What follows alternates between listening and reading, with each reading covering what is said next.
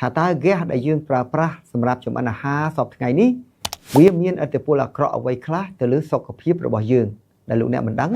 ថ្ងៃនេះខ្ញុំនឹងចែករំលែកបាទតាមពិតទៅ gas ដែលផលិតមកហើយយកទៅប្រើប្រាស់នេះវាមានសារជាតិគីមីយ៉ាងច្រើនប្រភេទដែលគេយកមកផលិតជា gas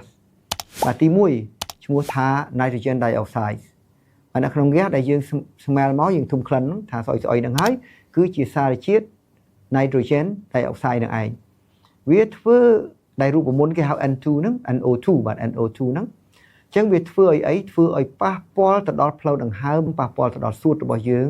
ដែលធ្វើឲ្យយើងពិបាកដកដង្ហើមបាទហើយវាក៏ធ្វើឲ្យមានឥទ្ធិពលទៅលើបេះដូងធ្វើឲ្យយើងកើតជំងឺប្រេះបេះដូងឬក៏សាច់ដុំបេះដូងរបស់យើងដែរនេះគ្រាន់តែគីមីមួយក្នុងចំណោមគីមីច្រើនរយប្រភេទនៅក្នុង gas បាទអញ្ចឹងហើយដែលយើងចូលទៅក្នុងផ្ទះបាយហើយយើងមានអារម្មណ៍ថាថប់ដង្ហើមឈឺក្បាលវិលមុខពិបាកដកដង្ហើមគឺរឿង nitrogen dioxide នេះឯងនៅក្នុង gas ដែលយើងចម្អិនអាហាររាល់ថ្ងៃហ្នឹងទី2គឺសារជាតិ benzene បាទ benzene នេះគឺជាសារជាតិពុលមួយដែលវាធ្វើឲ្យមានបញ្ហាទៅដល់គ្រាប់ឈាមក្រហមរបស់យើងនិងវិវត្តទៅដល់ខួរឆ្អឹងដែលជារោងចក្រផលិតគ្រាប់ឈាមដែលយើងឃើញអ្នកជំងឺ leukemia បាទជំងឺមហារីកគ្រាប់ឈាមហ្នឹងចាញ់ទៅជួបប្រទះនៅបញ្ហាទាំងអស់នេះបាទទី3គឺ carbon monoxide បាទ carbon monoxide នេះគឺហៅ CO2 បាទវាធ្ងន់ជាងខ្យល់អុកស៊ីហ្សែនអញ្ចឹងប្រសិនបើយើងប្រើ gas នៅក្នុងបន្ទប់ហប់ឬផ្ទះដាំបាយរបស់យើងច្រើនយូរទៅ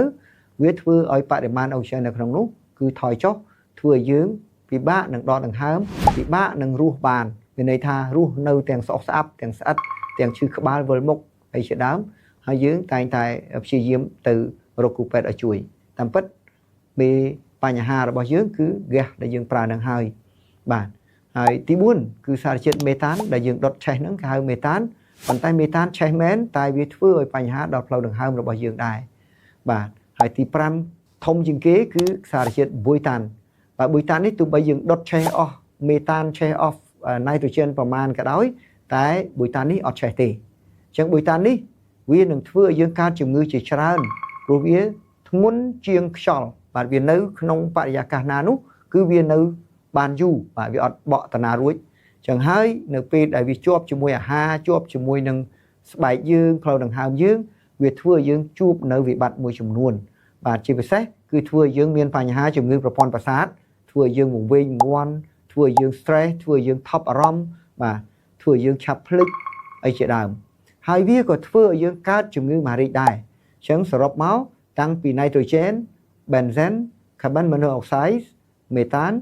ហើយប៊ុយតាននេះគឺទាំងអស់ហ្នឹងធ្វើឲ្យយើងកើតជំងឺមហារីកគ្រប់សរីរាង្គនៅក្នុងខ្លួនរបស់យើងឃើញបងប្អូនមួយចំនួនទៅអាំងឬក៏ទៅធ្វើខ្វៃដែលឃើញដាក់ធុងកញ្ចក់មូលហើយប្រើធុងហ្គាសដើម្បីកម្ដៅនឹងហើយបងប្អូនដឹងទេថាឆេះមេតានឲ្យក្ដៅប៉ុន្តែប៊ុយតាននេះនៅក្នុងសាច់នឹងទាំងអស់ដែលយើងយកទៅទទួលទាន5ឆ្នាំ10ឆ្នាំក្រោយមកវាធ្វើឲ្យយើងកើតមហារីកពោះវៀនធំមហារីកកាពះឬក៏មហារីកមួយចំនួនទៀតថ្លើមតម្រងនោមដោយមិនដឹងខ្លួនអញ្ចឹងសូមបងប្អូនយើងជៀសវាងឲ្យបាននៅបញ្ហាប្រឈមទាំងនេះតាមរយៈការយល់ដឹងហើយជៀសវាងតាមបច្ចេកទេសរៀងៗខ្លួនដើម្បីកុំឲ្យយើងកើតជំងឺដោយសារតែ gas នេះបាទជួបជាមួយនឹងខ្ញុំបាទនៅកម្មវិធីក្រោយទៀតខ្ញុំបាទនឹងចែករំលែកនៅប្រធានបទថ្មីដល់លោកអ្នកសូមអរគុណ